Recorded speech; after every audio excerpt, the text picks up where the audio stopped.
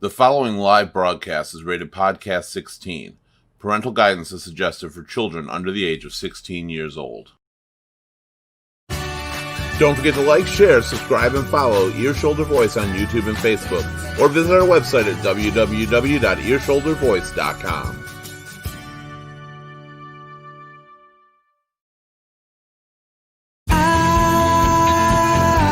We've got to work together.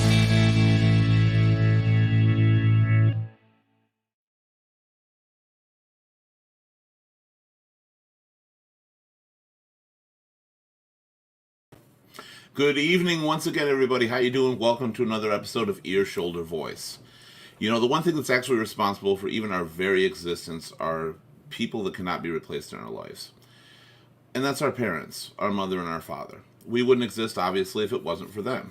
Whether for whatever reason, probably doing the nasty somewhere. We don't know how we actually came into existence, but we're here.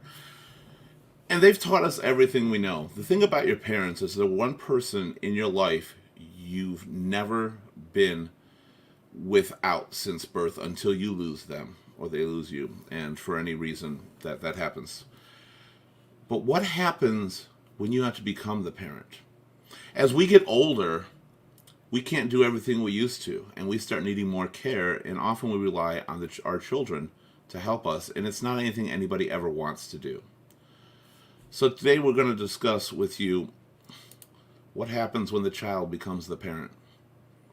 Whether due to an illness or just old age, how do you balance taking care of the one that raised you and made you everything you are?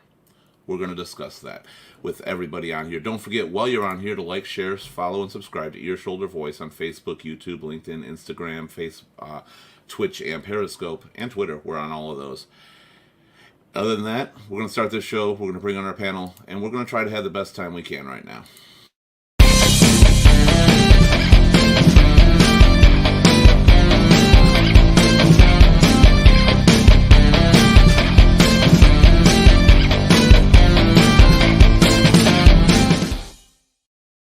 All right, our first panelist tonight is going to be, I love introducing this woman because no matter what the topic, she's got such a cheerful attitude about things.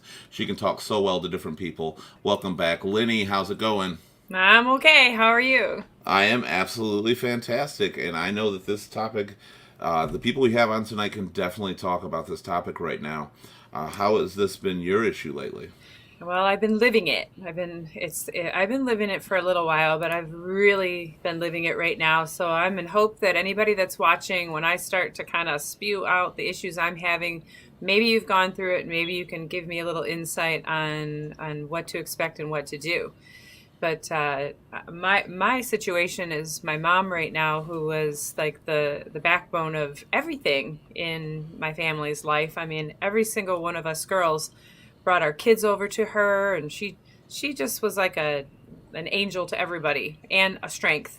And my mom took care of my handicapped sister all the way up until just recently. Well, she was in the hospital in September, and now they're living with me. But she went in the hospital in September, and now she's in a nursing home, and I'm not getting a whole lot of help from my sisters. And I'm taking care of my sister and my two autistic boys, but now I'm going to have to take care of her as well, and I'm not exactly sure if I can handle it. So I'm going to need a whole lot of support. You're a very strong person, Linny, for sure. I've seen you conquer a lot of things in your life, and the one thing I know you can do is handle it, but it's so stressful to try to deal with it sometimes. And you've got a lot more because you're not just taking care of one parent, you're becoming the parent to everybody around you. And then with COVID and a little house, it's trying right now. That takes a lot of strength, and it's very difficult. All right, Yeah, our next it does. panelist on here. That's why we drink on these shows, 100%. And she's right. Anybody out there on the chat, please engage, ask us questions, and respond to us as well, because we can use your help as much as you can use ours, and we just like talking to you. I mean, that's what this show is built around. Our next panelist tonight, please welcome Anthony. Anthony, how you doing? Doing well. How are you guys? Good. Always, always good. Always good. I don't start that way. I start so crystal clear, and by the end, I'm like holding back waterworks. So you just never know. Very nice. So, Anthony, you've got a different situation than both of us as well. Can you tell us briefly about your situation? Yeah, so about a year ago, my dad called me, lost his job, needed to move in with me. Of course, I said yeah, because it's my dad. You can't leave him hanging. But my dad has an alcohol problem. So I kind of had two dads, a sober dad and a drunk dad. And the sober dad's great, doesn't need any taking care of. The drunk dad, on the other hand, it's almost like taking care of a college teen, per se. Hiding Get alcohol, that. pretending not to be drunk, that kind of stuff. So it's, a constant kind of guessing game on what I get to deal with when I get home. Oh, I have questions for you. Is one of them going to be sing a song? Maybe. Don't know if I can do that. Not necessarily during this one. Like I said, Lenny tries to get everybody to sing on this show, but that's one of the reasons we love her. In my situation, I've gone through a few different things as far as it comes to taking care of your family or becoming the parent. My mom, fortunately, was one of them that was unexpected, so there was no kind of thing. But my dad had the stroke, and that I took care of with my mom. But we were both the ones. I had the strength, the comfort to help him, and I was in his head a big teddy bear because he didn't towards the end even know who I was. Aww. He just knew I was this big teddy bear. But when my mom passed away, then my grandma moved in with me, and when I pretty much we helped each other, and then she got her cancer, and then that's where the roles got flipped again, and I took care of her till she passed. So we've all got different stories here of how these things have worked, and we're going to try to share as much as we can with everybody, because one of the hardest things you go through, besides just dealing with the emotional aspect of your family members, is financial burden. Mm-hmm. Because you're not prepared. As much as you think you are as a child, you're often not prepared for this. So, Lenny, how has that been an issue for you? Moving them into my house, and my house is a 720 square foot home, and we had myself, my two autistic teenage boys, and then my mom and my sister, wheelchairs everywhere, and a Great Dane. So something had to go, so my son took the Great Dane. And probably then, the biggest item. Well, yeah, and the hard part right now is that we were going to add on to my house because I wanted them just to live closer to me so that I could help my mom with my sister. But she took care of everything with my sister.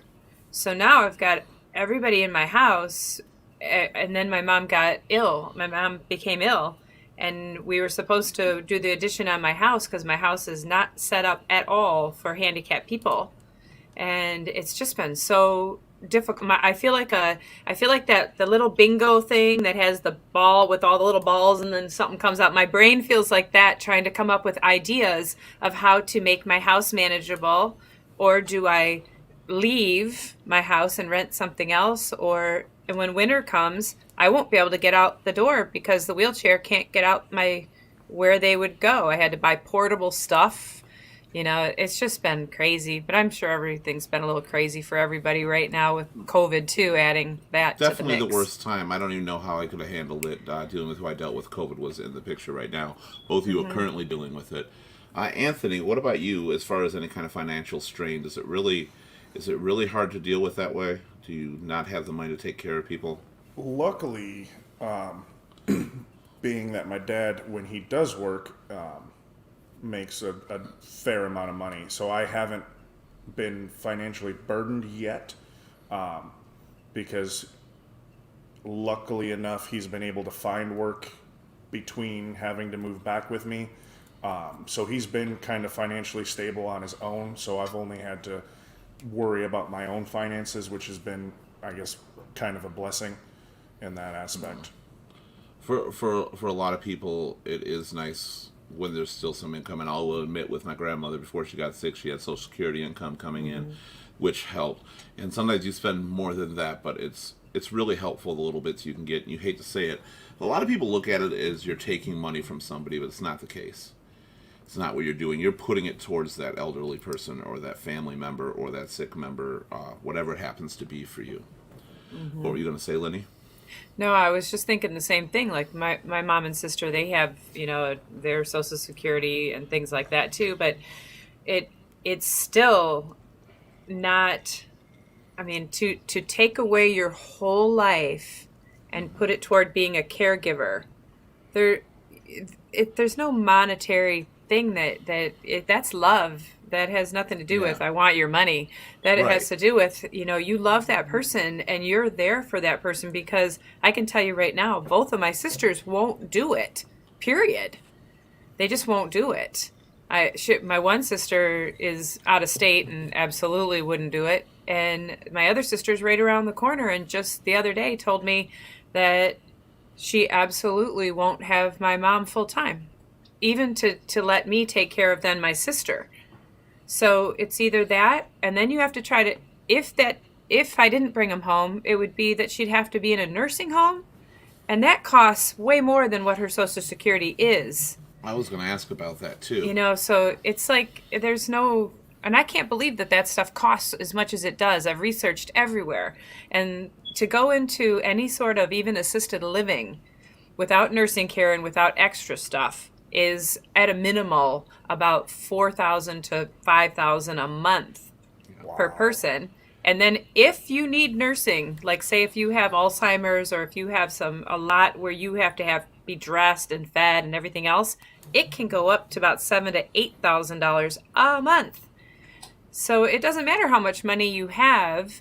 That was why I wanted to add an addition onto my house so I could help them and make it handicap proofed. But now, if I even took any of my mom's money and did that to my house, if she wound up in a nursing home, the Medicaid would come back at you and for 3 years and take any of the assets. So I don't want to lose my house, so I'm not going to add on to my house now, because if she needs that money in the future, it's just got to sit there and wait for her.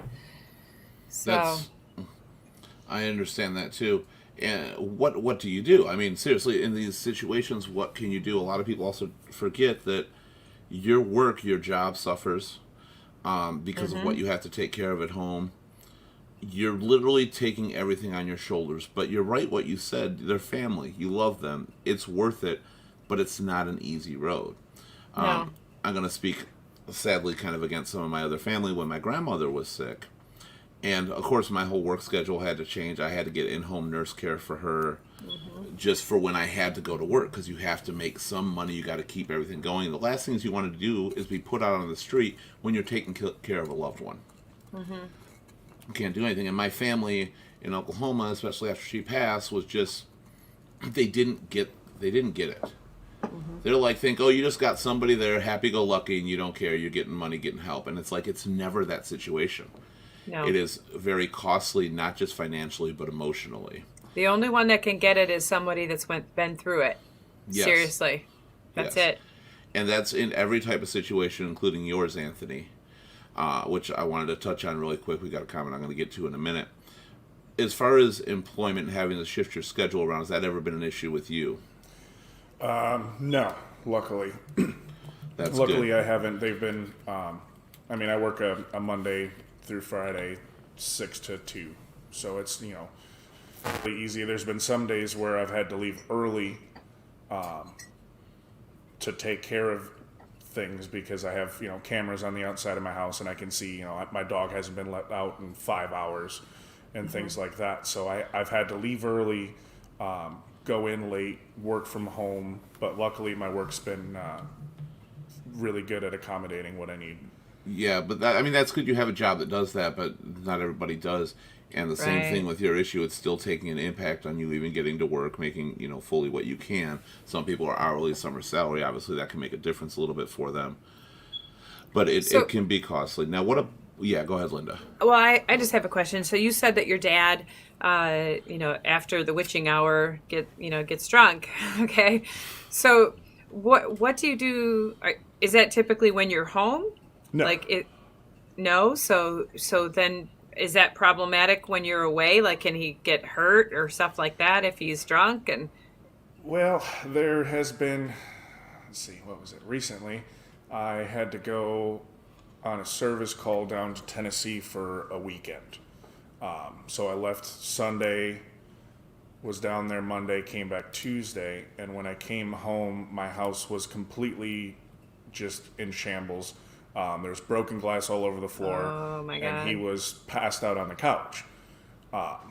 He was okay and didn't really know what was going on. And then my dog was walking around the house. So I'm like, what, how, when did this happen? How did this happen? And why didn't you pick it up? Like, that's my dog. My dog could get hurt because you're just being on the couch drunk.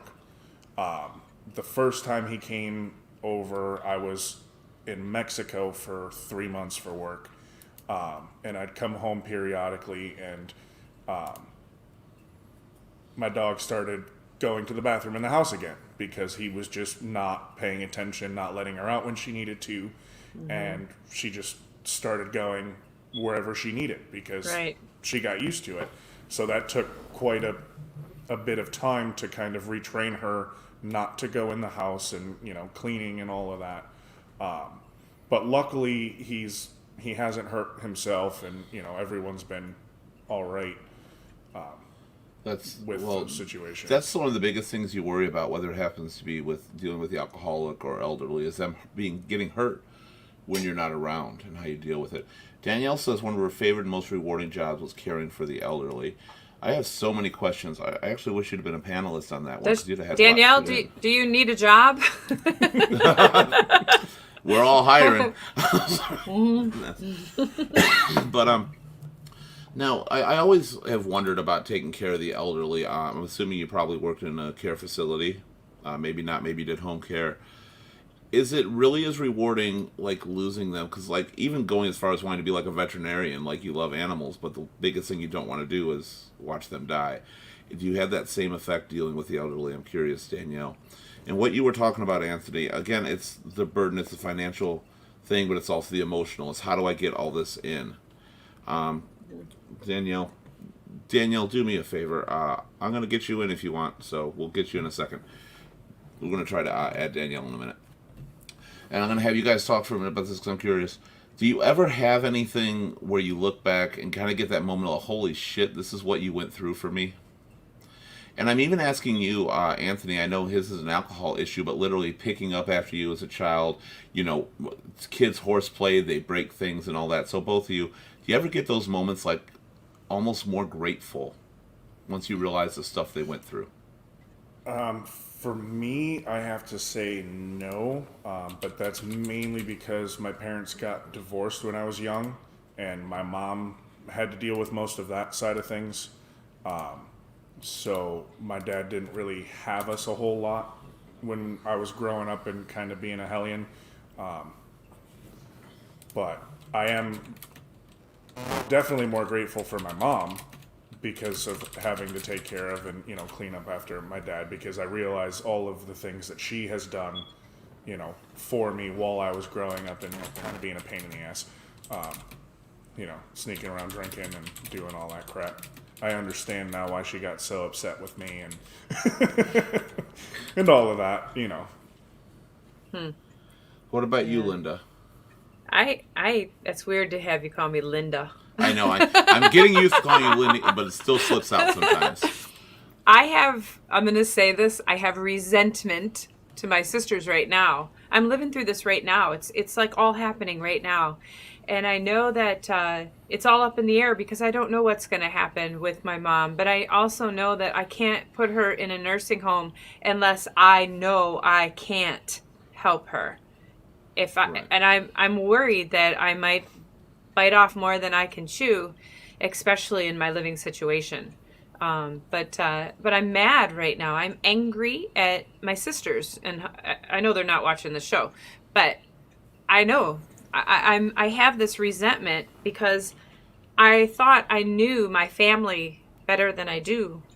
I thought all of us would always be there for my mom because she was always there for us, and it just goes to show you just how much selfishness somebody can have and selflessness someone else can have. I don't know if that makes any sense, but No, it does. 100%. it's just mind baffling to me that we wouldn't all jump in and say, okay, I'll take mom 4 months, you take her 4 months, you take her 4 months, and split that up a bit, and we all care for our mother who has always been there for us forever. It's just, to me, it's just awful. I've got to say, when it came especially to my grandmother, my brother definitely helped out as much as he could. But the thing is me and my brother were her grandkids. And she had children and sisters that were there, but almost couldn't be bothered, it seemed. And I'm not necessarily saying that's the case with them, because they probably have their reasons for it, but it does make you feel overwhelmed and overburdened because you see everything you're putting out for the situation.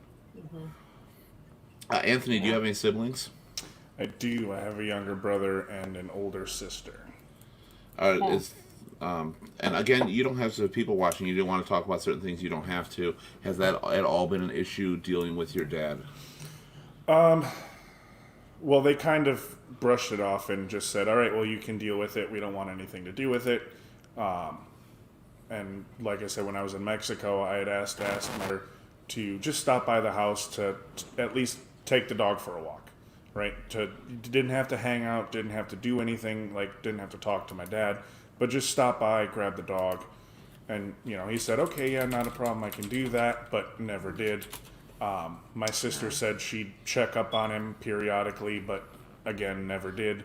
And it's been pretty much just me having to take care of everything. They try to sympathize with me, but they just say, well, you're a better person than I am, and leave it at that. That's one thing you often hear when it's going on. People say, well, you're stronger than I am. And I don't care how strong you are, when you're dealing with that much, assistance is something that is greatly and sorely needed for a lot of people. We got Bill on. Bill says his daughter was born in March of '98. 3 weeks later, my father passed from a botched operation. My mother was already in bad health. I was working 2 jobs, had to quit my day job to take care of mom. Just worked the bar at night. I had 2 siblings living with my mom who wouldn't do anything for her. And all they could say is, well, you are out all night, why can't we go out? I took care of my mom until she passed in July of 2016, 2 months after my brother passed. Bill, the thing is, siblings don't often see the shit you're going through. You're going out or you're getting your moments, you do need that break sometimes. You need that getaway. For some of us, and probably even you, Lenny, this show is also one of those breaks that you get. I feel like it's therapy right now. Maybe I should pay you guys. Time management is one of the best things that you have to learn how to do when you're dealing with this. Because, yes, your job comes in, grocery shopping, utility bills, taking care of your mother, father, your sister, in your case, Lenny, as well. And anybody that can help out in any situation. And I'm really sorry for Anthony right now as well, because he's in a similar situation. Have you talked to your siblings? Have you still tried? Has there ever been anything that they have tried to put forth or made an effort for? No, not really. I kind of gave up after 2 or 3 times asking for help here and there. And I do understand my sister not being able to help because she has 2 little girls and she just started working as a doctor in a hospital. So her life alone, is a lot to handle. And my brother really can't help out too much because he lives with my mom and he doesn't have, and this is going to sound probably really bad, but he doesn't really have the emotional capacity to deal with something like this. I understand that, actually. Not it's bad. It's something I try to leave him out of because he wouldn't be able to handle it as well as he would need to, I guess, if that makes sense. Yeah. Yeah. It does. So, Keith, I have a question for you. Yeah, Do you have do you have brothers and sisters? I have one brother. Older, That is younger? Joe. He's my older brother. Yeah, he was actually on the sports show. Yeah, I know Joe. But do you have more? Is that That's it? That's it. That's my only sibling. Okay. Karen is kind of like my sister, but she's not my sister. She's not my by blood sister. We were really good friends, and we just see each other as brother and sister, And brother sister. did Joe help you with when you had to go through all of that? When we were going through it with my dad, stepdad actually, not really. During that period, that was kind of an outs with me and my brother for that. But when it came down to my grandmother and after my mom had passed, my brother made every effort he could to help, and I respect that. And that's the other thing, like I was saying with my grandmother's actual children. Some have excuses. Her son, Tom, I mean, he lived in Alabama, but he did everything he could whenever he could. And he couldn't do a lot. So sometimes it's understandable, but others, it seems they couldn't be bothered. Mm-hmm. You know, it's too big of an inconvenience. I don't want to give up my freedom, as Anthony can attest to. I don't want to give up having to do this stuff. So how do you manage it? Because one thing we can do is we've all managed to get through it. So, Lenny, how do you manage? What is... Danielle's turning the laptop on. Alcohol. No, I'm kidding. I'm just kidding. You know what? It's true, though. There's a difference in drinking and a difference in getting drunk to deal with the situation. It can really alleviate things and make things easier. And, you know, I work in a bar. Believe me, I see the difference all the time. You really want to know how I manage? Mm-hmm.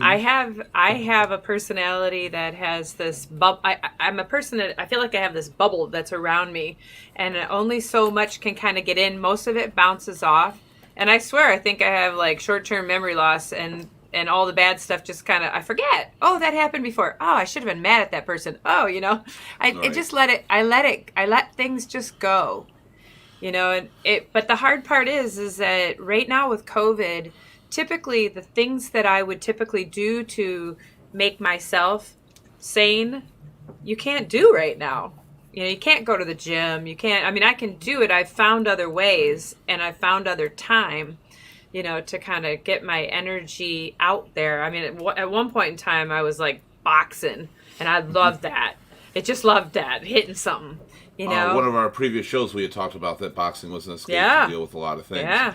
But I'm also talking about how you manage with you. That's how you emotionally manage. But you travel out of town for a lot of the stuff you do. You travel, you're gone for days at a time sometimes. And I'm worried right now. I'm really worried right now because I don't want my job to be affected with this. And that's where my sister I'm very upset with, because you know, I don't think she's going to step up to the plate, and I don't have to leave a lot, but once a month I have to leave for about a week to do what I do, to maintain what I do. And if I don't have somebody to help care for at least my mom and sister during that time, because my ex-husband can take the boys, I don't know how I'm going to work. You know, so that part's hard. And trying to find somebody to care right now with COVID, you can't even find anybody to, you know, come into your home, or do you want them to, you know? Right. And that's something that people are really suffering right now from. Right. Bill, I want to pose that question to you as well. So, I know. Bill, I thought about that. When he said that he had to leave, I was like, oh, I wonder what he does. Yeah, I want to know, like, what was your secret of dealing with it? And at the same time, Bill, it's a little early to start with this. Bill became an international car thief. But a little early for Bill to start that. Long Island's kicking in right now. But also for you, Anthony, because of the emotional stress. Now, how do you decompress? Well, I normally just kind of listen to music and tell myself it is what it is, and try to avoid thinking about it too much, I guess. A couple years back, my mom asked me why I'm not angry with my dad. And just without even thinking about it, I was like, well, the way I look at it is everything that I've had to gone through has made me who I am.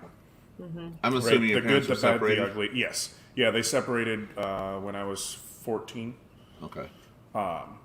But I told her, I was like, it made me who I am. I am the person I am because of everything that's happened in my life, and it's still shaping me to be me. So I kind of just keep telling myself, you know, like, I'm not going to become a bad person and, you know, be resentful about it. Like, he was there for me when I needed. I should be able to, be there for him when he needs. Right. And then as far as traveling for work and stuff, I just kind of cross my fingers and hope for the best. I've got, cameras in my house now that I can access wirelessly, I do so too. I can, Yeah. you know, Peek in. peek in every now and then and make sure things are at least not a complete disaster. Right. But other than that, it's, he's still able to take care of himself when he's not completely drunk. So I just kind of rely on him to be a little more responsible when I'm not home for a long time. So I have a question for everybody. Okay, so looking at what you two and myself are dealing with or have dealt with, when we get old, what would you want your children to do for you? Nothing. You don't have kids. Yes, but- I do. You do? I didn't know Two that. kids. I have 2 sons. I didn't know that. I didn't know I'm that just either. now learning. Okay, no. Why is everybody serious- shocked about that? I didn't know that. That's another show. So here again, this has really, what I'm going through right now has really made me think, if something like this happened to me, who would take care of me? Or what would I expect? I have 2 autistic boys. They're not going to take care of me.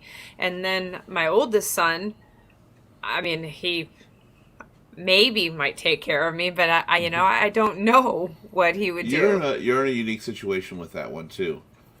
Hi, Sheena. Sheena says hi.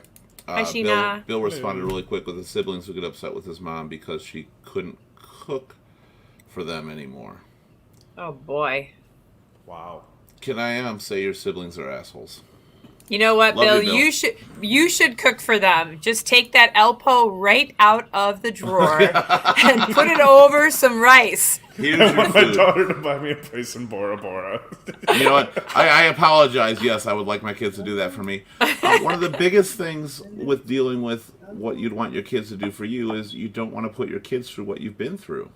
Right. So, but like right now, I would love to talk to Skylar and just simply tell him, hey, if I wind up like that, pull the plug. I don't want anybody to be having to change my underwear. I don't. So Yeah, that's what I mean. Sheena's becoming a parent with her mom too, and I mean, Sheena, you're free to jump on. You know how to get on here. yeah, hop I'll in send here, it to you Sheena. if you I need some girl power over here too. Would you stop that? This is two shows in a row. Testosterone wins. All right. I probably have more testosterone than both of you. Whoa. Fuck off, Lenny.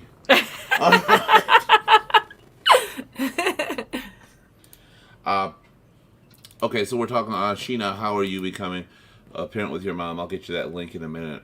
See if you want to jump on. It's on you.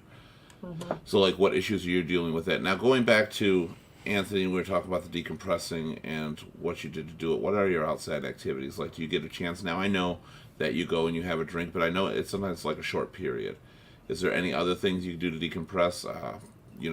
Anything, smoke weed, I don't care. Oh, yeah, I mean, yeah. Everything's it's good nice. on this show. I mean, so don't worry. If you're afraid to say anything, don't be. Hopefully my employer doesn't see me, but yeah, No, you don't. Yeah, you don't have to. I'm not saying you do. I don't know.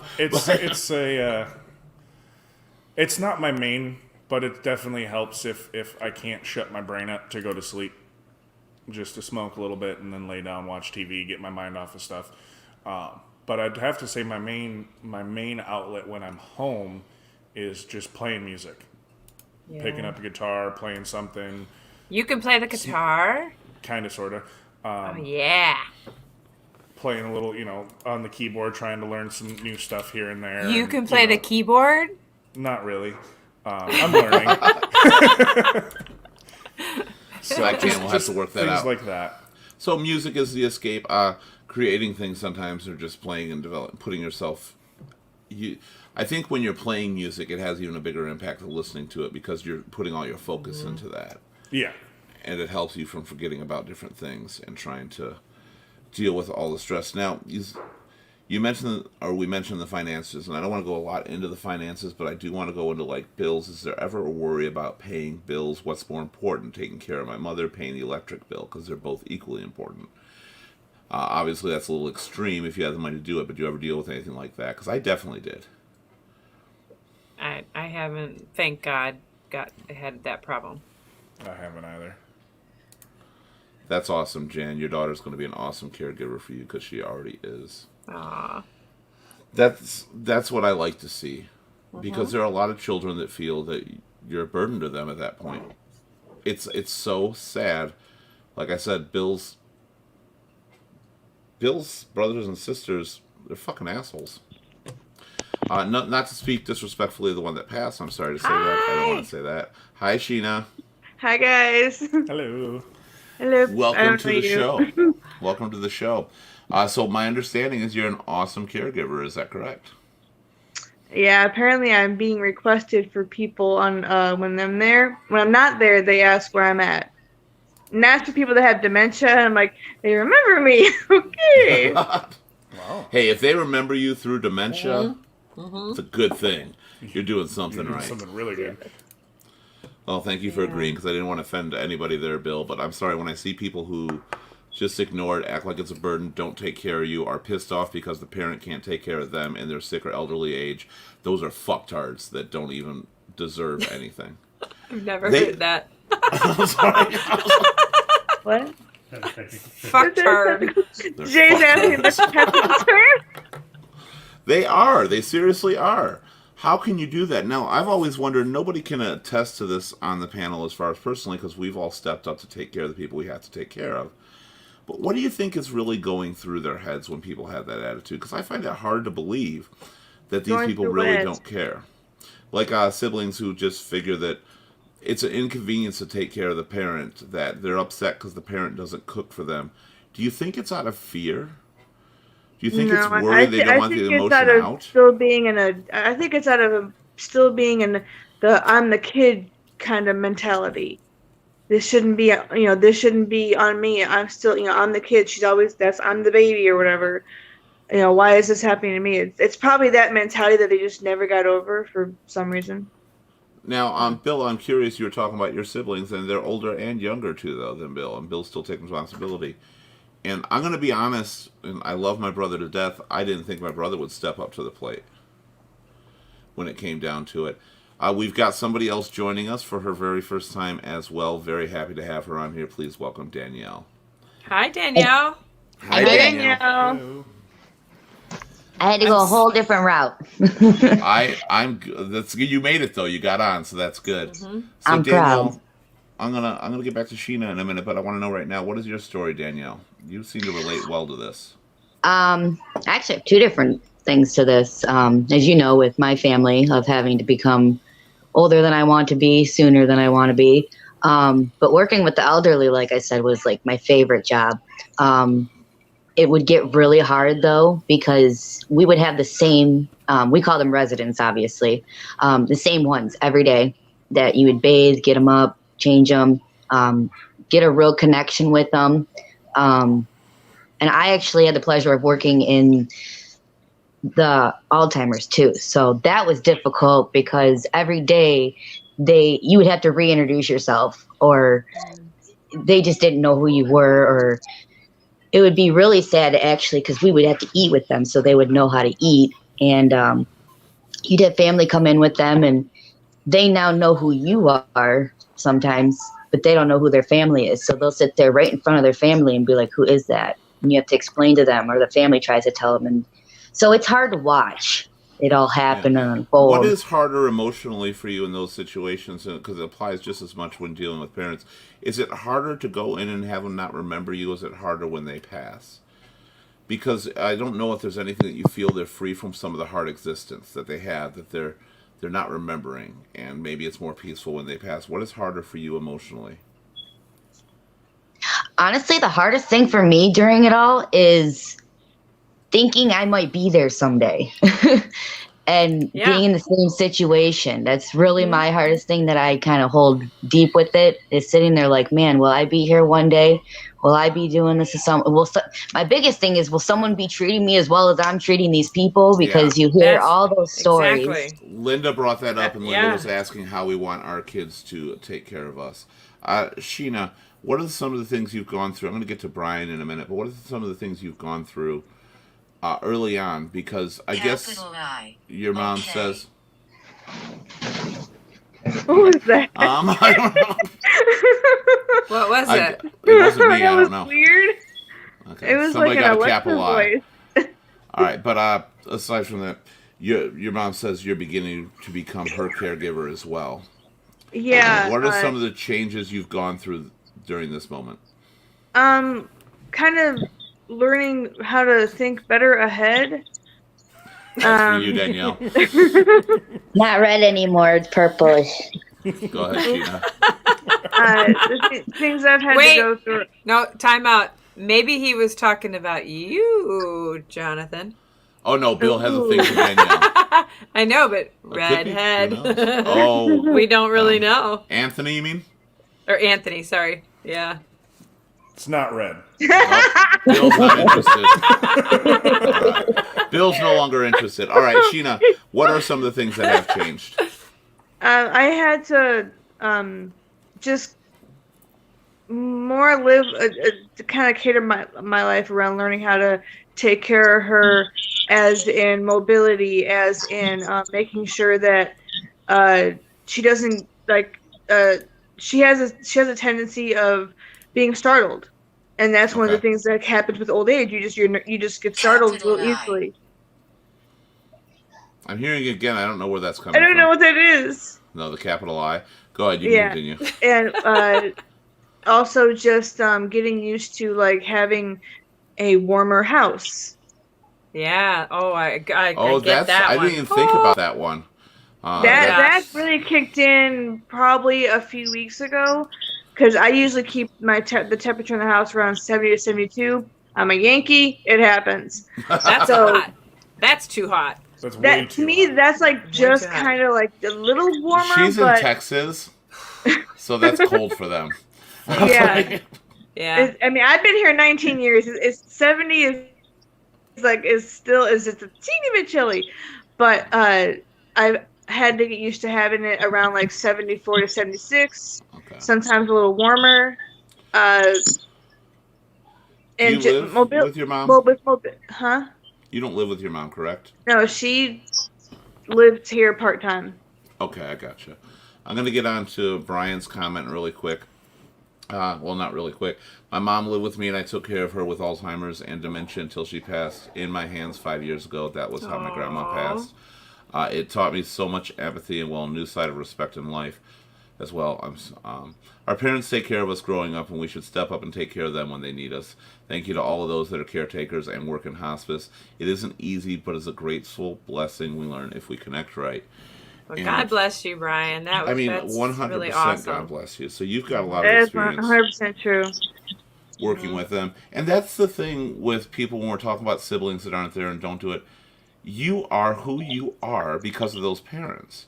Especially if you still have them around. They've been with you your whole life.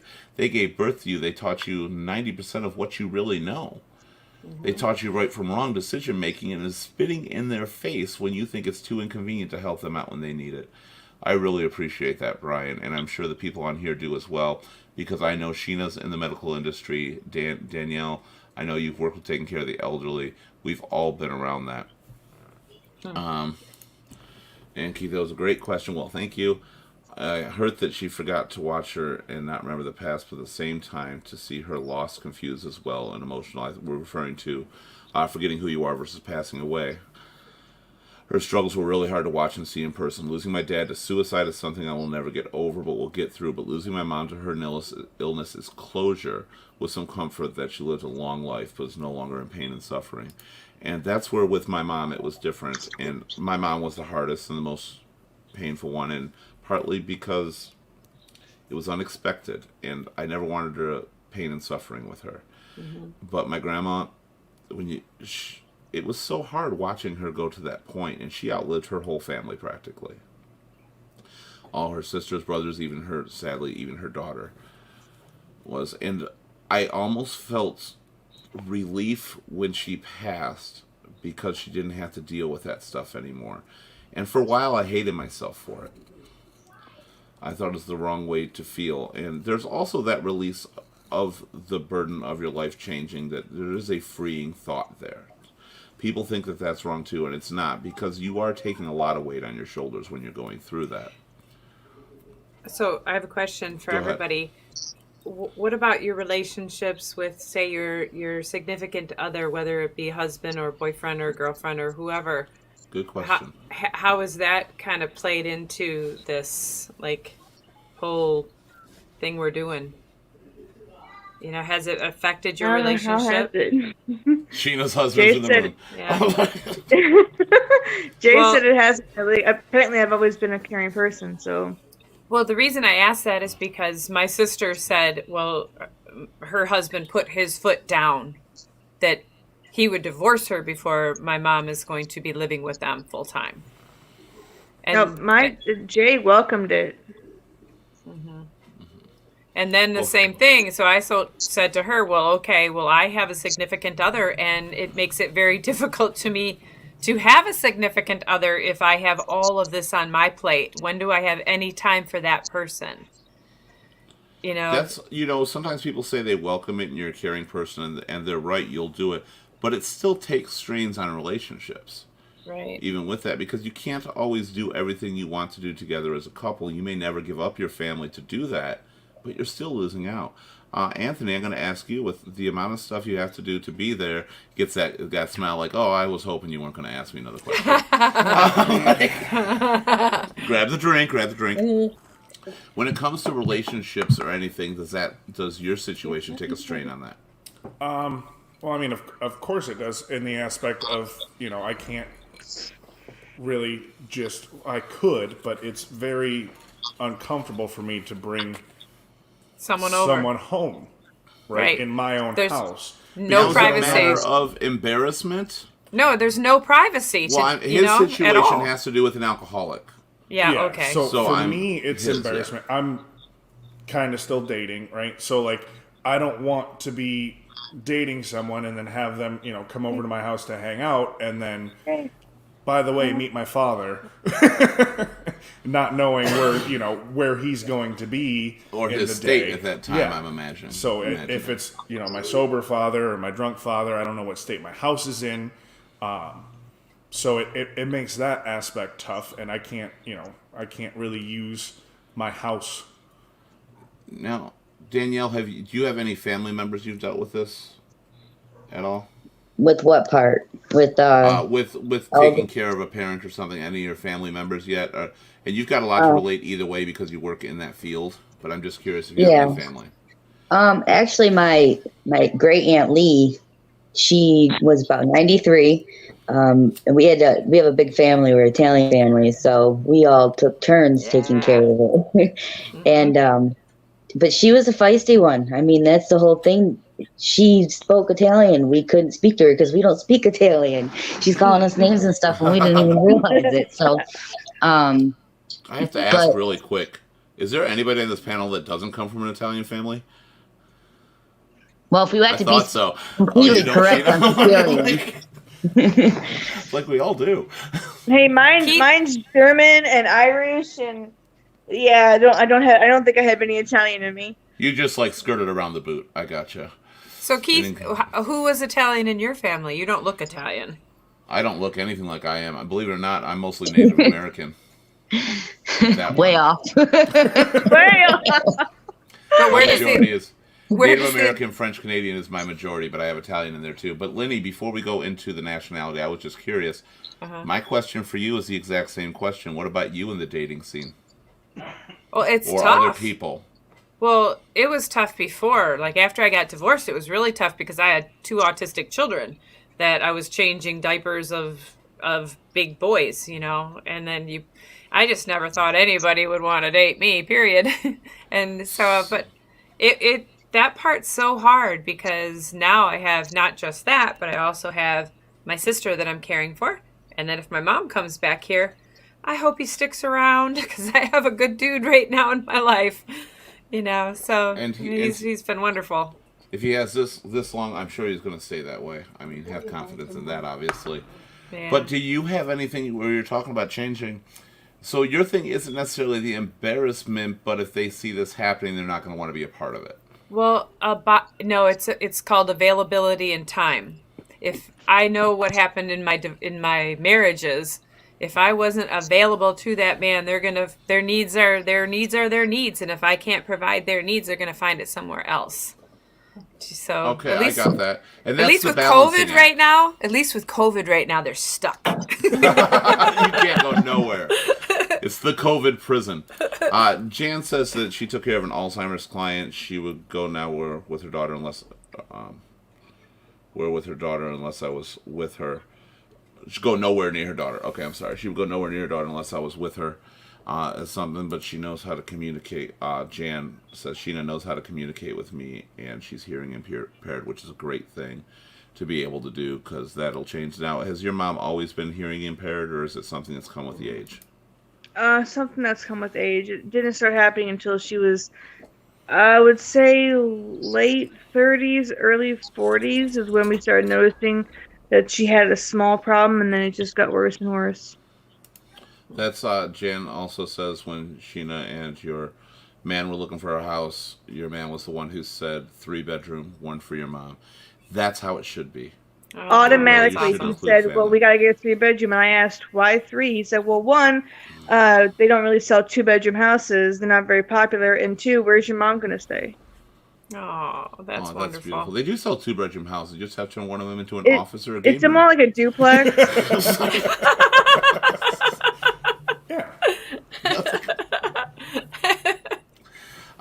Bill says, my daughter's mom had a fit because I was taking care of my mom. I'm going to direct this towards Danielle because I'm imagining in this industry and in this series, you probably see a lot of families reacting to having to take care or the burden of the parents. How would you respond to somebody like that? Do you see that a lot? Yes and no, but wait, the daughter's mom was upset because he was taking care of his mom. Yeah, do you have? I kind of misread that a little bit, but yeah, you're right. I did too. I thought I said my I thought he daughter's was saying his. Yeah, but I'm gonna skip that question for a minute because I did misread it. But I mean, as far as the family not wanting to take care of their parents, do you deal with that in that industry? Taking care of the elderly? Are you usually honestly, I have not seen it because I worked for Sunrise, and It's a little higher up place, so. Most of those people, but the thing I didn't like was it was people with a bunch of money, and they would almost like they just dropped them off, and then we were their family. Is what I learned from it, and they wouldn't come and visit. But I get it; they have their own lives, and that's why we're there. But then they wonder why they become afraid of them and don't know them because it's like you're not. But we try to bring them like pictures and show them pictures. I had one guy. His name was Tom, and every single day before I could get him in the shower, he'd look up at the picture next to his bed. It was a picture of his wife in her wedding gown. And he's like, who's that hot girl? And I'm like, that's your wife. And he's like, I'm not married. And he's like, I'm going to marry you. And I would pretend, I told him, I'm not marrying you unless you get into the bathroom and take a shower. That's how I got his name Bill? No, it was Tom. That's how I got him in every day. It was perfect. I mean, little things were great. Yeah. Now, did you get a lot? My mom was a bitch and not a redhead purple. In other words, wasn't you, Danielle? Our resident horn dog. Always got to have one. Absolutely. Bill always fills that gap as many as he wants to fill, actually. But, okay, so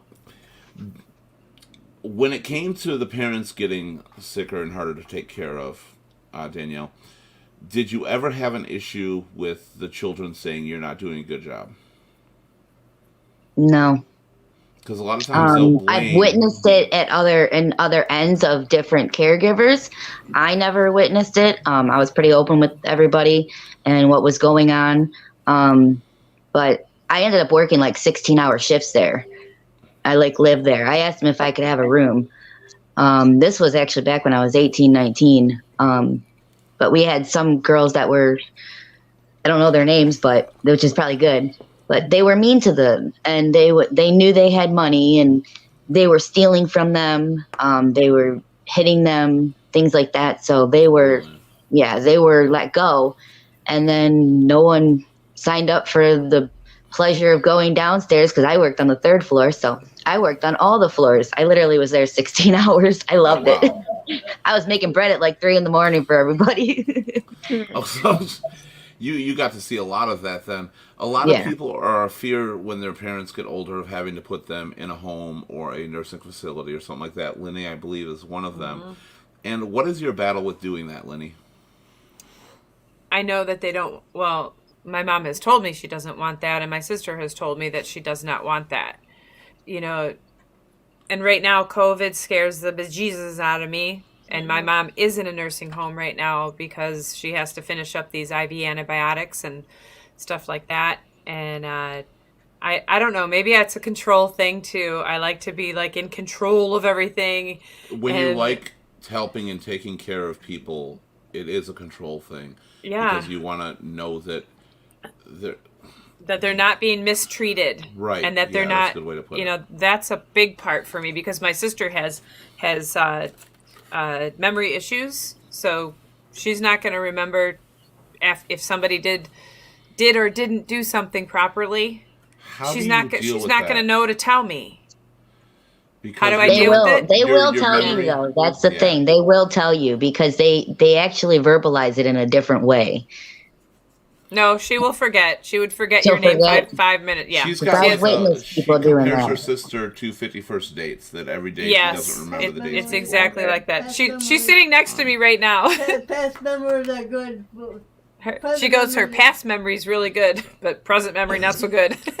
Okay, and that makes it difficult to deal So, with. she Now, had a that's brain very injury. Similar Someone to one of your elderly parents that starts to get dementia and starts to forget Right. things and who you are in the days before. What is advice to deal with that, Danielle, if they don't want to put them in a nursing home? I want to get back to nursing homes in a minute as well. In-home care of some sort, right? There is in-home care, and actually, you wouldn't believe it's actually not as pricey as you think it is, because usually you can find the people who want to do it and are more willing to be there and be involved in the family and things. So it's a little bit more one-on-one basis rather than putting them in a nursing home where most of those people are like, oh, that's a job, you know? So I personally say do in-home care. But Whether- all right. What do you mean? So my job where I have to leave for a week, would somebody come and stay in my home for a week? Yep. Yes. I need to talk to you after this show. We'll definitely. I need to figure that one out because it's coming soon to a theater near the me. Fear of nursing homes is so great that they're good and bad. Danielle, do you feel that a lot of the nursing homes and the assisted living facilities, do you think that they are as bad as people claim? Do you think there's really bad ones out there? So you do. But do you think there are good ones that suffer for those claims? It's Obviously the one you work everybody. for, but you even said the one you work for. It was different in depends on different who's areas. there. It's who's there, who's the person, their personalities, how they relate to stuff. If they're there for a job or not for a job. I did it because I wanted to be in the healthcare, but I couldn't get into the healthcare. So that was my closest thing that I could do of helping people. So that's why I got into it. Sheena. Go ahead. Well, do you think it's kind of like a hospital? You're going to have good nurses and not good nurses. Well, yeah, it you is know, like it's going to that. always be like that. It's a hit or miss if you're going to have a good person helping you that day. you Yeah. know?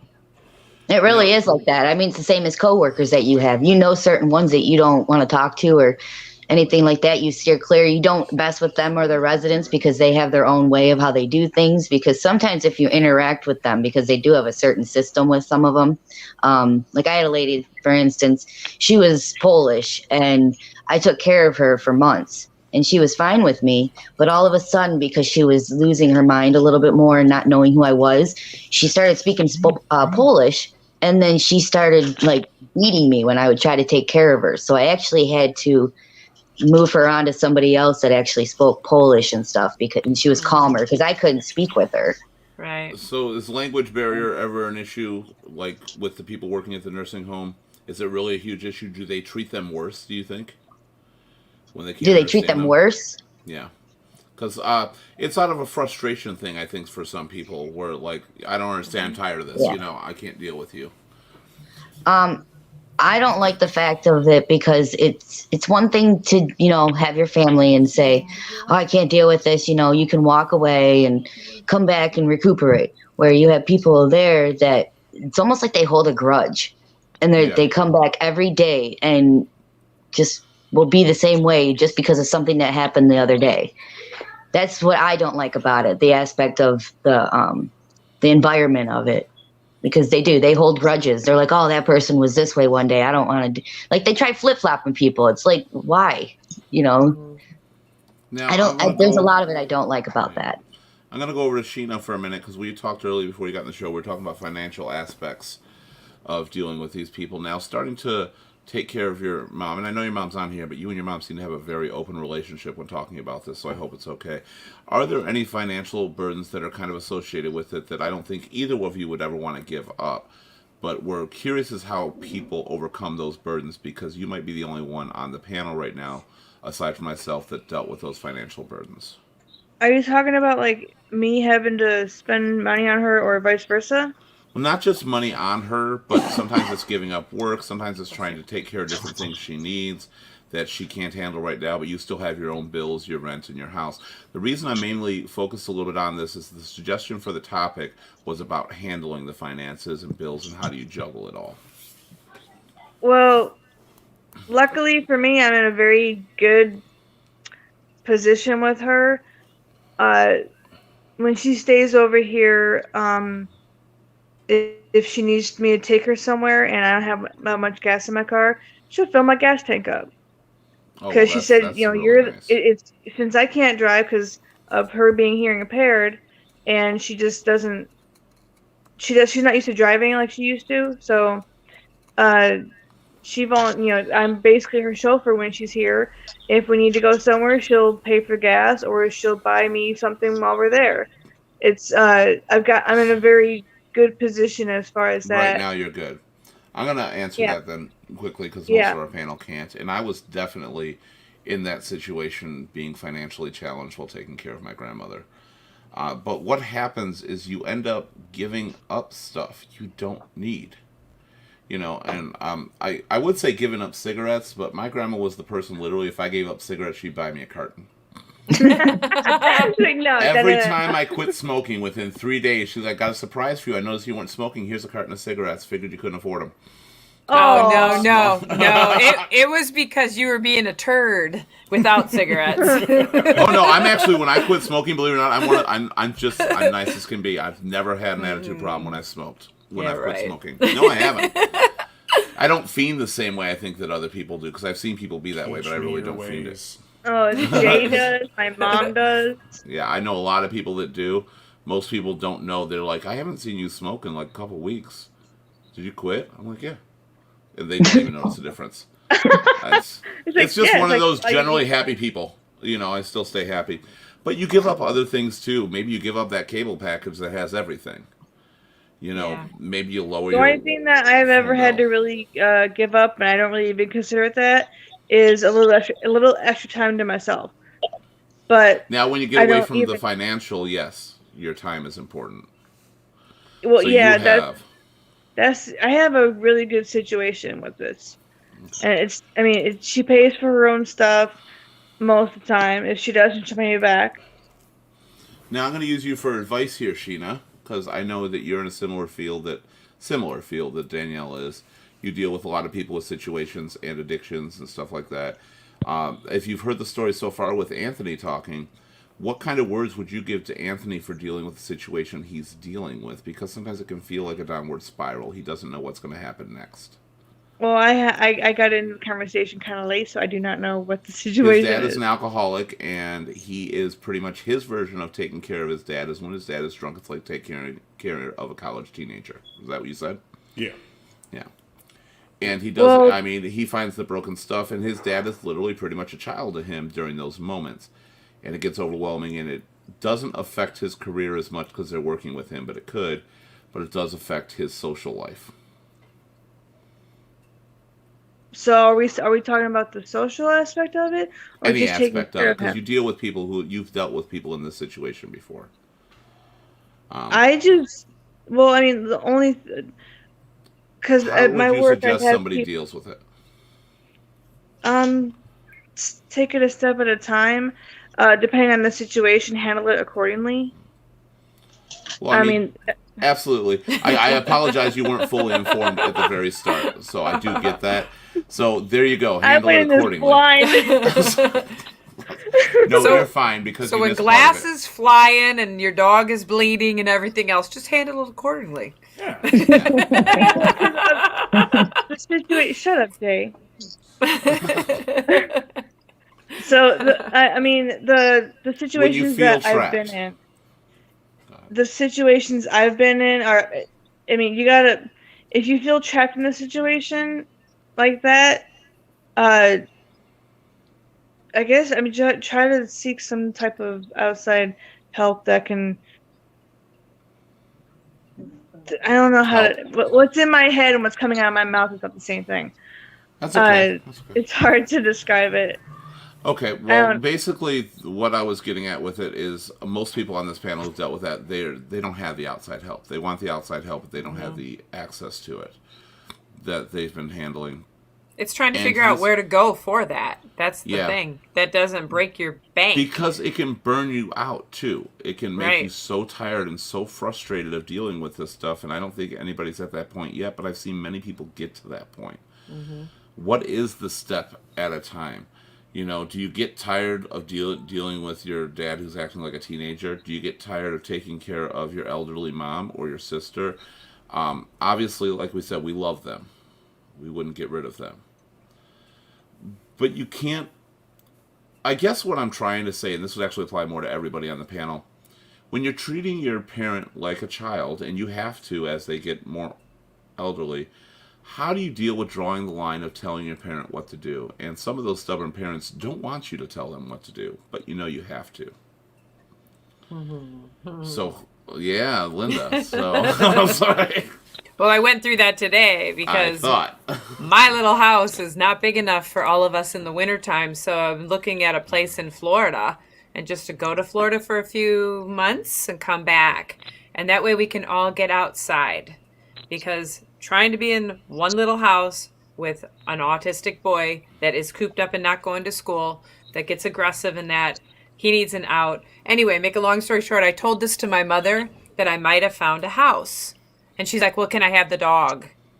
And I'm like, no, you can't have the dog.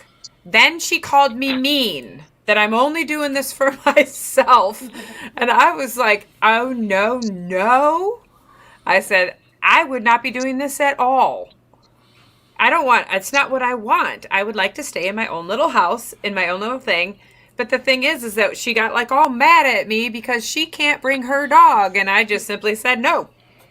You know, it was just like, it was like I was treating her like she was a little kid, you know, but at the same time, it's like, what do you do? The Great Dane is not coming. I'm not picking up dog doo-doo along with having to take care of those two. And you know, it's just too much. Jan is saying a support group. Has anybody gone to any support groups to deal with it? Particularly you, Anthony. Right here, right now. Or talk to anybody. I mean, we kind of are, but we're not licensed. We ain't no support group. Jan, or search the internet. I'm gonna not agree with that 100%. I'm not gonna either. Who will whoop your ass? That was probably a comment I missed in there. Sheena, will you whoop your mom's ass? I have had to give her a kind of in a form. Let's just put it that way. In a form. So maybe not physically, do you Mom. fear her? Maybe not physically, Mom. You do notice that she said maybe, not physically. So don't piss her off. Bill says he never got tired because she was his mom and you got tired of your siblings. Well, I think when we're taking care of them, we don't get tired in a sense of taking care of them, but we do get overwhelmed. Yep. That's how you can handle it. And when you're seeing no help, especially your siblings, that's where a lot of that overwhelming stuff comes from. Well, my sister, Alcohol. when this whole thing started, I know I totally interrupted y'all. No, you're good. When the whole house thing started, and we were telling my sister about it, and she said, "So are you gonna take mom?" Because it was going between her, who was gonna take care of her, me, or her. And her and my brother-in-law had already found a active seniors retirement home that was close by, so she wouldn't be staying with them. And I said, "No, I got mom. She's got her own room. This her house just like it is ours. But there's rules eventually. But just like when a parent is taking care of the child, same thing." And I think it was like a couple months ago is when I told her, "Okay, I want you to see, have a visit from mom. Give me and Jay a little bit of privacy."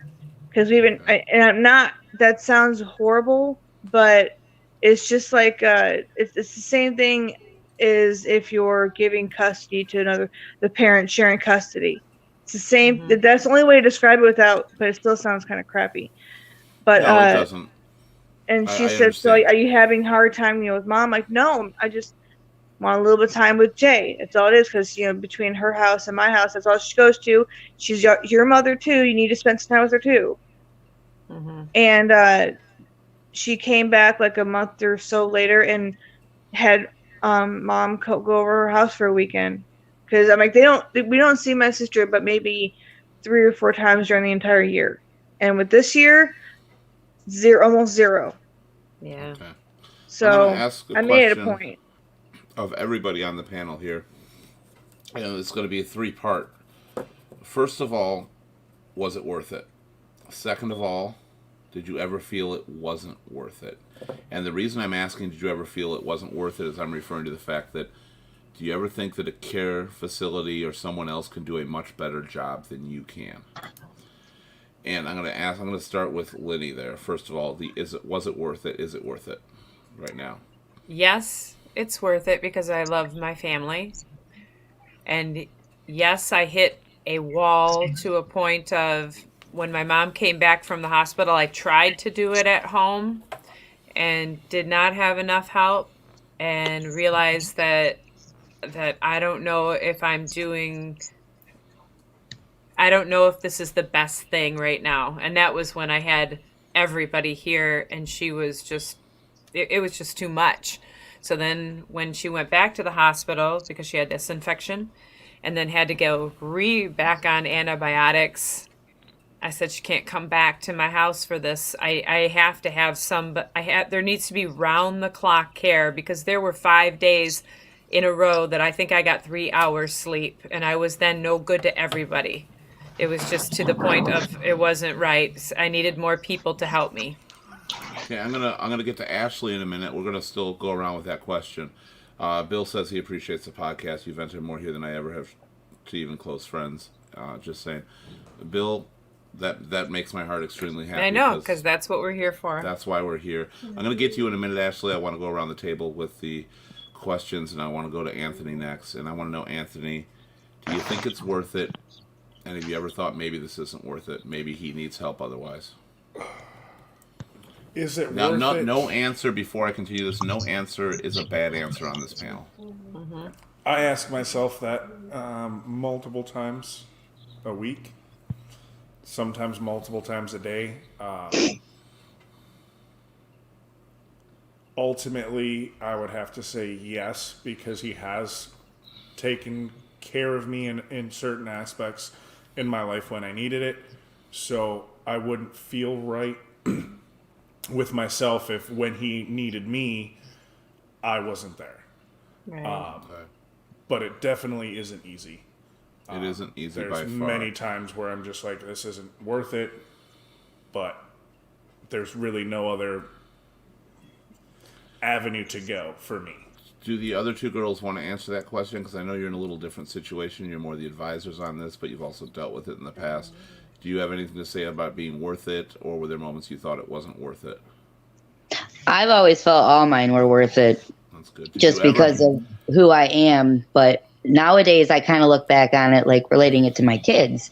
Like, my daughter was the same way. She was very, like, clingy, cried and stuff like that. And I had a hard time leaving her. I stayed home. I was a stay-at-home mom because I didn't want someone else to hurt her because she's a baby and she's, crying constantly. So kind of the same thing, I feel better knowing that they would be in a safe care.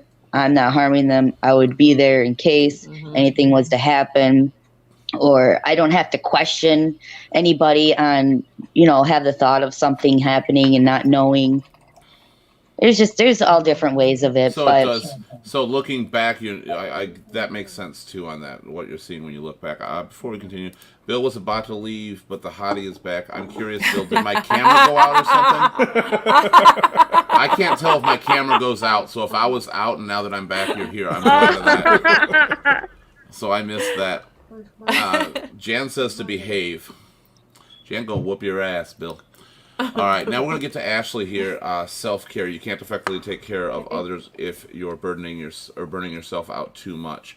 That was what was happening. Yeah, that was exactly what was happening to me, and I still felt the horrible guilt of sending my mom to the nursing home, especially with COVID right now.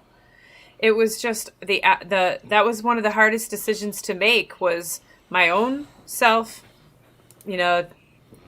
mental health, trying to do all this, or put it in someone else's hands, and at the same time worrying about, could this kill her? And if that happened, I don't know what I would do. That's a whole nother show I would need everyone on. Pretty much every show we come up with a lot of topics that are whole other shows. I know. We really do. Continuing with Ashley on here, how do you take care of yourselves during these times? That's a really good question. How do you? Because it's very important that you are not put off. As she said, you have to have self-care too. And you can't let that go because you can't provide for others. It's like the old saying, nobody can love you if you don't love yourself. Well, it also goes, you can't take care of others if you're not taking care of yourself. Well, I can answer a little bit, and I think that Jonathan, right? Anthony. Anthony. Why do I think you're a Jonathan? Saying Anthony. Jonathan. You just look like a Jonathan. Anyway, He does. Anthony kind of, you said something that I do as well, is I've got cameras in my house. I get up early before they're awake, and I go for a little hike around my lake. And I have my cameras. I have my phone. I have alarms on my doors and stuff like that, so that I can just get out there early enough before my whole day has to start to be able to just get some kind of exercise in. Then I feel like I can kind of start my day. If I don't do that, I feel like poop all day. Okay, so that's well. Again, you have to in your exercise. Exercise gets you through a lot. I know that, Lenny. Well, me too. If you couldn't tell. And music, and music. That's the next one. Music and exercise and working out. Yeah. Anthony, do you ever feel like you're backburnering yourself when you're trying to take care of this? That you're not as important as the people around you. I know you watched one of our shows earlier, Big Heart, Heavy Mind. You said you really related to. Yeah, it happens. So, should I say more or should I not? But what do what do you definitely do? happens. What do you do to make yourself feel better? Smoke. as she takes a drink. I know.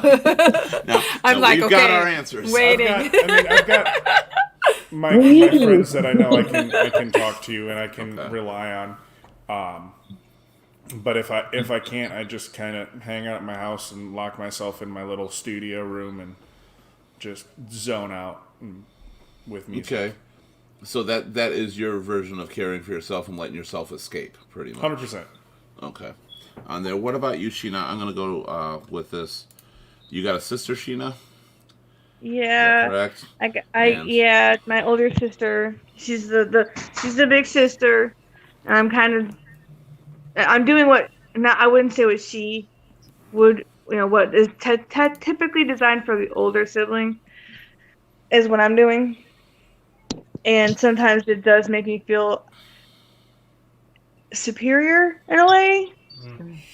I get that. It might be a bad term for it. It's just because, like my mom said, my sister doesn't have wouldn't have the emotional ability to do it. My sister's a business mind person. Okay. So is your sister one of the ones that would think, well, just if this comes to your mom, we'll put her somewhere We'll get her health. We'll pay for it. We'll let the professionals handle it. If it got bad and I didn't have the skill set to do it, but she would make sure that I was in on it since I know how to take care of our mom. That's good. Well, your mom seems grateful. I actually, as many parents as I've seen, the way your mom talks about you, she's got to be so grateful that you're there and you handle things the way you do.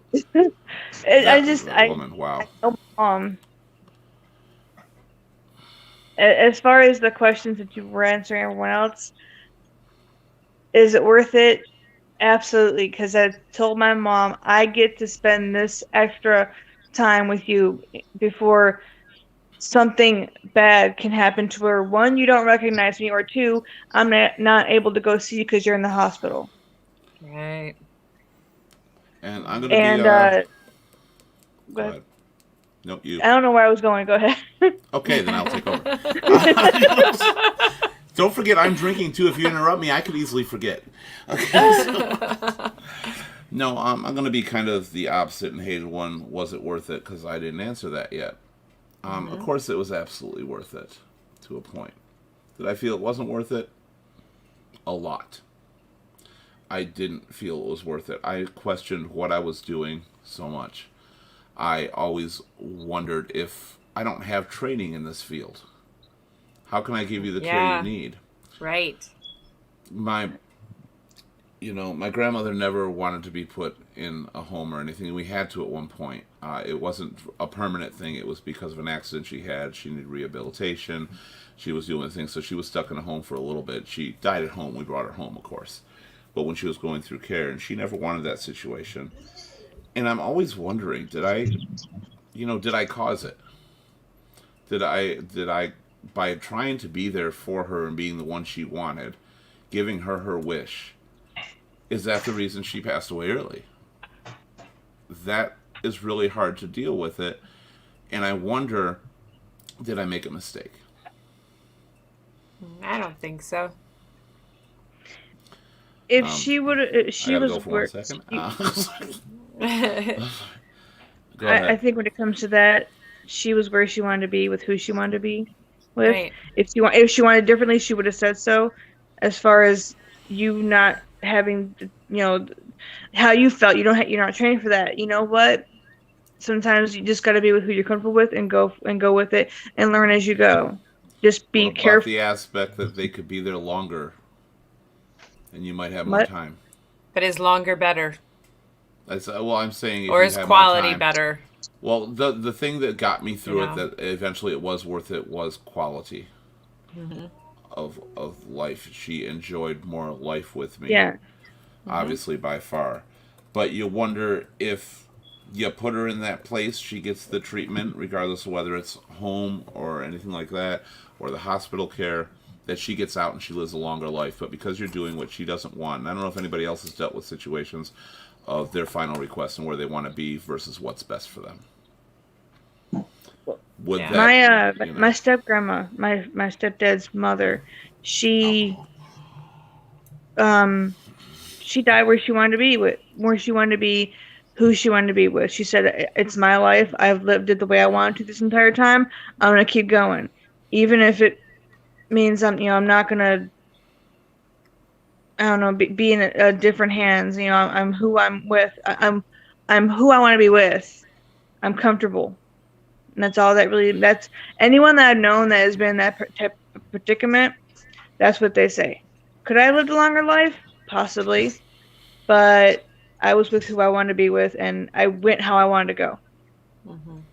That brings us, kind of back to something we were talking about earlier.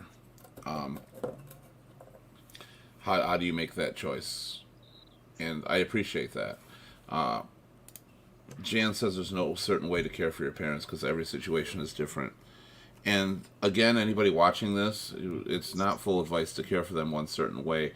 But a lot of things I think we're talking about, especially with such a diverse panel, that there's going to be a lot of people that can relate in different ways to particular aspects. That's what we're here for. And all the input that people in the chat are giving is great.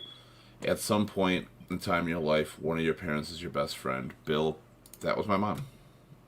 Mm-hmm. It doesn't always start that way, especially growing up. Me and my mom we fought like cats and dogs when we lived together.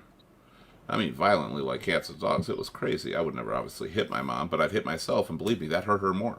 And vice versa. She learned that trick too. It sucked.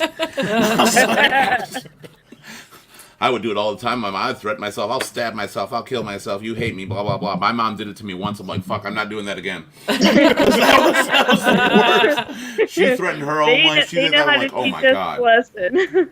Yeah, they that definitely know caught me. how to get that lesson across. When we moved apart, we still lived close enough to get together. But when we moved apart, we became best of friends. We always really were. We just best of friends that fought a lot. Mm-hmm. And Bill, you're right. Anybody else got that best friend that they're taking care of? Eleni, your mom? My mom's just wonderful. Period. Yeah. She you don't have to be best of friends and still love them equally. I'm just curious if you get to that point. I can't say that we were best of friends, but we were best of mom and daughter. It was just different. It was just different than a friend. She was so good to so many people. You didn't feel real special like you're the only one because she just was so good to so many people. And she's just a pretty special person, and what she's going through right now, I just feel horrible for her, and I just put it, in maybe something higher than Mom? me. I was gonna say, Jan, that's awesome, controlling and demanding and conceited of you. I don't even give Sheena a chance to ask her. It's like, don't even fucking ask her. I'm her best friend. Yeah. I can totally Maybe I hear her would've going, asked me. Jan, you ruined that sentimental moment where she had that little tear going, it's Mom. It's always. But no, you ruined it, so now we don't have to talk to Sheena. Thanks. Anthony, your parents are split up right now, or they've been split up. I know she's typing split something. apart. Did either one of your parents become like a best friend to you? Not really. Okay, that's fair. Well, obviously you're taking care of your dad, and with that situation, I understand. Yeah. All right, and if you're taking care of your dad, I imagine your mom is not as high on the list as your dad. When it comes to that best friend aspect, who would be? Not who you love more. Totally different.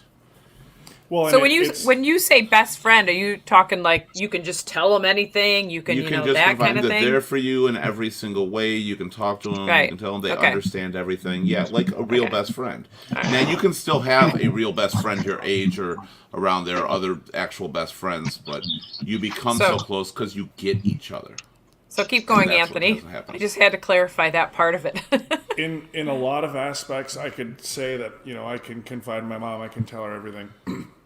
But there has been quite the disconnect because I can't really talk to her about what I'm going through with my dad. Oh, Because a lot of it is either, well, I don't get why you're doing that, or At the start of this I told pod- you of this so, and that broadcast. kind of stuff. Judgmental stuff. Yeah, a little bit. And she doesn't mean any harm by it, but it's just, it's her How can you natural deal with response. it? And Yeah. sometimes the others are doing that just because they feel bad for what you're putting yourself through at the same time. And they're trying to, in a sense, in a parental sense, knock your head straight. Like, get it through your head. No. Even if they're wrong, that's what they're trying to do. Bill agrees his mom was his best friend. Bill also agrees if we stop the show, he won't be able to see Danielle.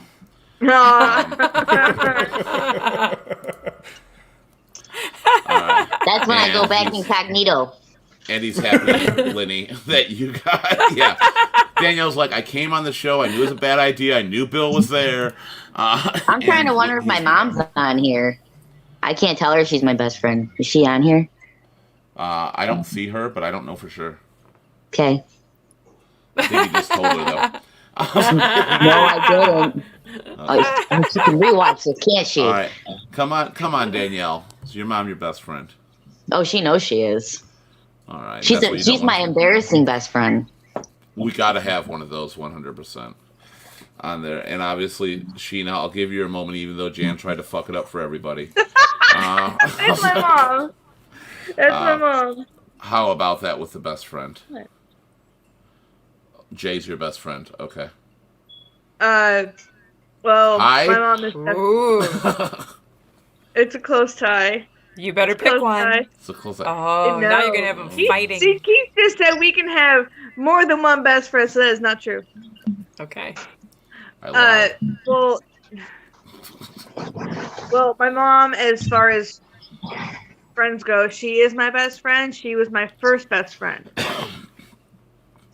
she was your first best friend. She's your Yeah, major best friend. because I was a leech when I was growing up. I didn't want to go anywhere. I didn't want to go anywhere without her, or I want to be everywhere she was. She would literally have to get a babysitter to get some time by herself from me when I was growing up. So everybody Just so my here- mom could sit in her room and be away from me. That's what Sounds she like would a actually best do. friend. Yeah, she would. Well, they do that sometimes. They want their alone time too. God, they've been with Yeah, you now since now birth. I know Give 'em a how that break. feels. I know how that feels now. That's one thing we talked about earlier is you get a different respect for your parent and vice versa as you get older Yeah. and start realizing everything they did. And they do. We'd obviously do anything to have these people back in our lives or back to the way they were. Before we do, Brandon, miss you, Brandon, I always found it easier to have a real talk with my mom than my dad. You know, a lot of people think that a lot of times daughters become daddy's little girl, is what it is, and sons become moms. I said a lot of times, not with you two. There are exceptions. May I finish?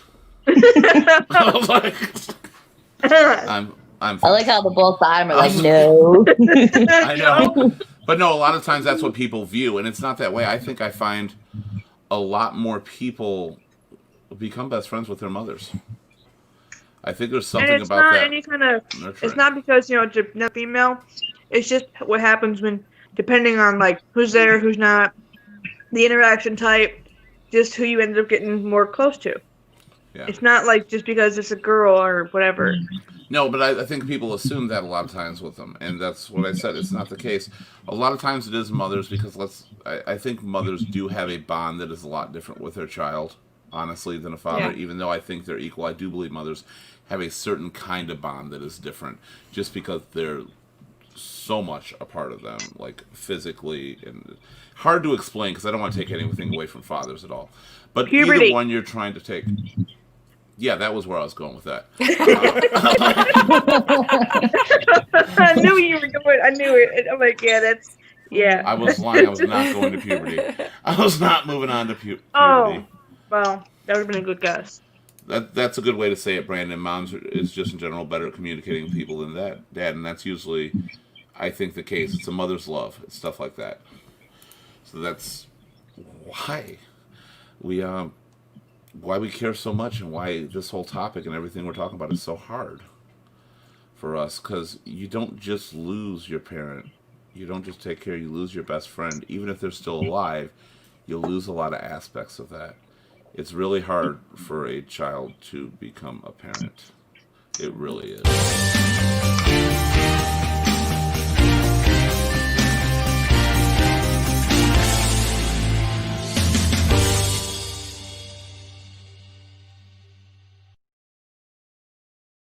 You've heard us talk about a lot of things right now. Everybody on this panel has gone through so many different things, the way they deal with their family, the way they have to be a caregiver, the way they have to help them. And one thing that was said on the panel was there's no right and there's no wrong way. But it is always worth it to do it. It's always, because even though we said we've had our questions, we've wondered, we've had those moments, don't let those moments control you, because you'll be a lot happier later on as things progress. You'll be grateful for everything you did. And something Lenny said too, your parents are extremely grateful for everything you do for them. There's nobody they want to see, and they're usually floored, even if they can't show it, by the amount of struggle you're going through to make sure they're happy, and it's some of their most proud moments in life. We can never replace our parents. We'll never be able to. I guess for some people out there with less than stellar lives, that can kind of be a good thing for them.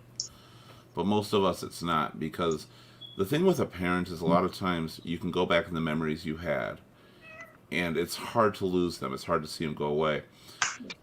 But the ones who didn't have the parent or less than stellar, you go through memories you didn't have and wish you could have. Anytime you have, any place, anywhere, be part of that family, be part of that parent, try to reconnect. That's the one thing that we're given at birth, and you got to hang on as long as you can. it's really a powerful show right now to have so many people on. Danielle, I'm going to start with you. I really appreciate you hopping on here from the chat. I know you really put yourself out there as Bill Candy, and that's hard to do. It's hard to do. So I appreciate that. You gave a lot of stuff. It was nice to have somebody with that kind of background who's dealt with a lot of this in the field of it. So thank you for that. Sheena, I'm really glad you were able to hop on here. We weren't ready for that. I know Jan was, because Jan's kind of been pushing on the site and stuff. It's like, no, Sheena takes care of me. Sheena takes care of me. Sheena does. So I'm glad you actually came on here. She's my cheerleader, I swear. She's totally. You know what? Your parent is always going to be your cheerleader. Mm-hmm. Your mother, your father, they are rooting for you. And remember, they understand. And there's something to be said for when your parent has passed. And I want to bring this up really quick to a lot of people out there who lose them, and they question, like I have, was it worth it? Sometimes parents, no matter how you believe in death, they make a decision to relieve your burden. They don't want to see you suffer, and they can be a lot more helpful to you after the life is done. So for those that are watching, and I know we have a few that have lost their parents, you've done everything you could. And they are so proud of you. And every day you're living in, every time you narrowly miss that car when you're crossing the street, or you just miss tripping over something and falling and hurting yourself, it's because someone's out there guiding you and watching out for you, because you took the effort to watch out for them. They love you. They'll always be there till everything. Anthony, obviously a very hard topic, to talk about in your situation, because you kind of combined a few topics we've had into one with this. And we're going to have more of them dealing with alcoholism coming up. I appreciate everything you said on here. And I want to thank you very much for being on this panel. You go through a lot to deal with the family you deal with. Even though I think you kind of make it leisurely, you put a lot out there. Mm-hmm. I think you have a problem refusing to admit the problems that you can go through dealing with this. And that's a great thing. And that's a very strong thing to have. So thank you very much for that. And this is where at the end I like to do it to a blues riff. Is that what that you, was? Lenny. Yeah, that's Lenny. That's Lenny. Okay. And always watch for him. That's what Lenny does. Lenny is on there consistently to make sure she's there for anybody that needs her in her family. And being there's nothing greater. Lenny, my ray of sunshine. I love you. All the time. Thank I know you. you're going through so much right now. Primarily, this was probably one of the hardest topics for you to deal with, because you are literally at this moment going through that. Living it, right. I appreciate the strength you had to be on here. You're an amazing person, Lenny. Thanks. I can't imagine anybody else doing this show with. So I love everybody that comes on this panel. Thank you so much. And you too, Keith. You're the You're the That's backbone of it all. That's his universe. We're just in it. Yeah. Exactly. Yeah, that's only because it was Lenny's world and I had to talk. Because I said Lenny's world, so it had to be Keith's universe. Today's topic was when the child becomes the parent. Again, we were talking about how you deal with a lot of the stress, the financial aspects, the emotional aspects of taking care of the ones who raised you. This went a little bit. We went a little longer for you, Bill, primarily. Coming up on our next topic, that's going to be Sunday, is Gather Around the Table, Bringing Back Family Fun. That's going to be a little bit of a lighthearted show. It's going to be going back to, there was a lot of times when we were growing up where you sat around the table and you talked for people over a certain age, obviously. Some people might be younger. You played games. You remembered those moments. And togetherness meant a lot. And I think it's been lost over the years. So we're going to talk about that, what we can bring back. Similar to what we did kind of in our Trick or Treat Halloween special, because Thanksgiving's coming up and we want to discuss that. Don't forget to like, share, follow, and subscribe to Ear Shoulder Voice on Facebook, YouTube, Twitch, Twitter, Instagram, LinkedIn, Periscope, and I got them all. Oh, cool. Dang, Keith. So, all right. I thought I was missing one. I wasn't. So be sure to subscribe, follow our shows. You can live chat during the show. Or go to our website at www.earshouldervoice.com. Remember, no matter who you are, you can sign up to be a live panelist. You can view a schedule of our upcoming shows. If it's something interesting, sign up. We'd love to have you on here. And we can bring people in anytime, as we did with Danielle, which was absolutely fantastic. Danielle is usually always a member of our chat, and we love having you on there. And I want to thank everybody for being on the chat. It's the most important thing to us in the world. This show is nothing without you. You make it happen. Her name is Lenny, by the way. Bill's asking right now. It's Lenny. And I'm going to hit just before we really kick. I'm going to hit over these comments really quick. So we had a few come in when we were doing the ending. Brandon says, much love to everyone on the panel of the show. And everyone who tuned in, we love having you. Kodak moments, treasure them. Absolutely, Jan. Remember, photographs are powerful. I worry about the digital age because it's too easy to lose some of them. But then again, it's also easier to preserve a lot of them. Your mom gave up after seeing my brother die. That was part of the tag we set on there. With the fact that sometimes that's what the parents do. And it's not a bad thing. They want your life. Anthony is special. You are. Okay. I'm like... I think she's talking about the type of person that take care of someone like that. No, I know Anthony. He's special. No, we know what he meant. That's very sweet, Jan. I had a similar time with my mom losing my brother, too. It took a few years for her to come out of it. Brandon, same thing on there. Bill, her name is... It is actually Linda. I'm going to say it. She goes by Linny. I don't know who the fuck Ray is. She's not my ray of sunshine. Is that where you're going? And I am awesome, Keith. And that's probably the truest comment we've had tonight. I appreciate that. Very, very much so. Thank you again, everybody, for being here. I had a fantastic time. I hope you did, too. This was very deep, very insightful. Again, the show is nothing without our panelists, who are amazing. Thank you, Bill, because I'm supposed to say that. And I have to. Thank you, Bill. You all have a great night. You too. Good night. See ya. Bye. Hey.